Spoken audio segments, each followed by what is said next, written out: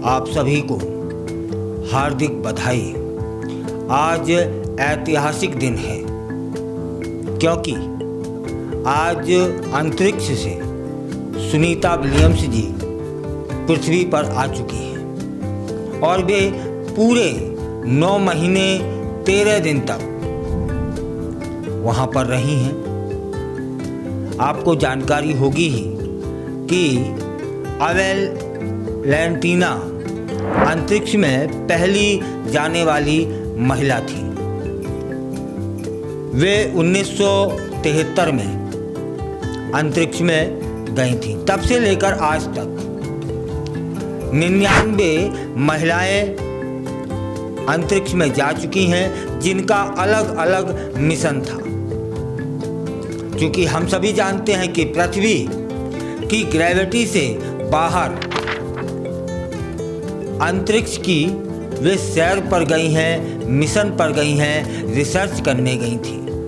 लेकिन इस समय सोशल मीडिया पर एक अजीब सा सवाल चल रहा है। तरह तरीके के सवाल किए जा रहे हैं। सबसे पहले तो मैं बार बार पूरे विश्व को बधाई देना चाहता हूं कि हमारी आन बान शान सुनीता विलियम्स जी सकुशल पृथ्वी पर आ गई हैं। और एक चीज और बताऊंगा आपको कि इनका जो जीवन है इतना साधारण नहीं होता है।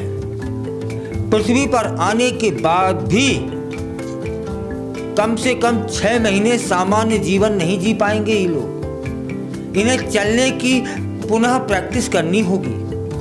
इतना त्याग, इतनी तपस्या के बाद कोई रिसर्च हाथ में लगती है। तब लोग सवाल क्या कर रहे हैं कि ये महिलाएं कई महीनों के लिए अंतरिक्ष में जो यात्री बनकर जाती हैं, रिसर्च करने जाती हैं, तो चूंकि पूरी दुनिया यह भी जानती है कि महिलाओं में एक प्राकृतिक स्थिति है पीरियड्स की, तो फिर वो महिलाएं अपनी उस समस्या से कैसे निजात पाती हैं, ये सवाल आया है। अब ये जब सवाल आया है तो उसका जवाब भी मिलना चाहिए,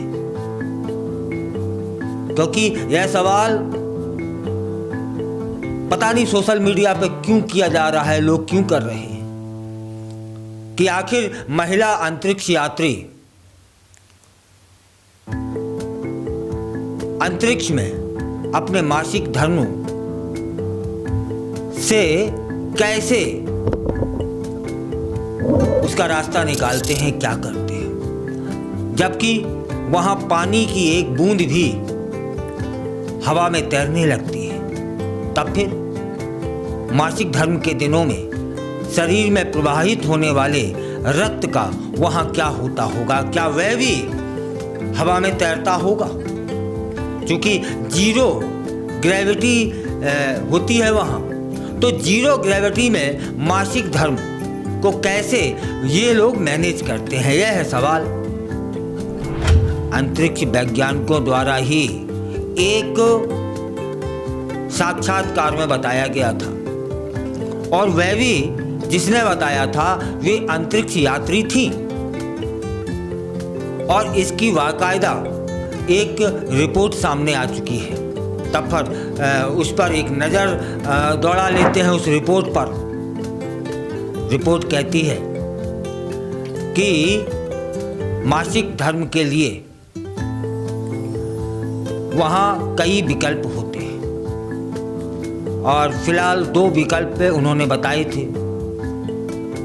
अमेरिका की स्पेस एजेंसी नासा की एक महिला अंतरिक्ष यात्री हैं, उन्होंने अपने साक्षात्कार में बताया था, उनका नाम था रिया। वे कहती हैं कि मासिक धर्म के दिनों में कपड़ों पर दाग लगने की जांच करना, टैम्पॉन बदलने के लिए रिमाइंडर सेट करना, मासिक धर्म को मैनेज करना, ये सब उन दिनों मुश्किल भी है और तनावपूर्ण भी होता है। लेकिन मासिक धर्म में जो रक्त प्रवाहित होता है, जीरो ग्रेविटी में वह तैरता नहीं है। अर्थात आप समझ लीजिए, लोग क्या कह रहे थे कि पानी की एक बूंद भी हवा में वहाँ जीरो ग्रेविटी में तैर जाती है, तब वो रक्त की बूंद का क्या होता होगा? कि रक्त की बूंदें क्या वहाँ तैरती रहती हैं? बिल्कुल नहीं, क्योंकि जीरो ग्रेविटी में भी रक्त की बूंद तैरती नहीं है।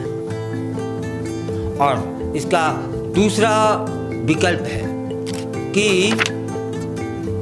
एक गोली नियमित खानी होती है, उसका इस्तेमाल करना होता है, जिससे वह जो समय है वह आगे बढ़ता रहता है।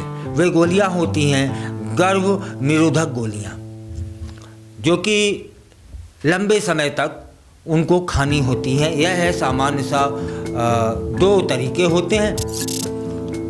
और जो पहला तरीका है प्राकृतिक रूप से, उसका इस्तेमाल वे लोग नहीं करते हैं, क्योंकि उस समय जो इस्तेमाल किया गया जो भी साधन कपड़ा है वो आखिर हमें रखना कहाँ होगा, उसका और वजन वहाँ बढ़ेगा या दिक्कत होगी।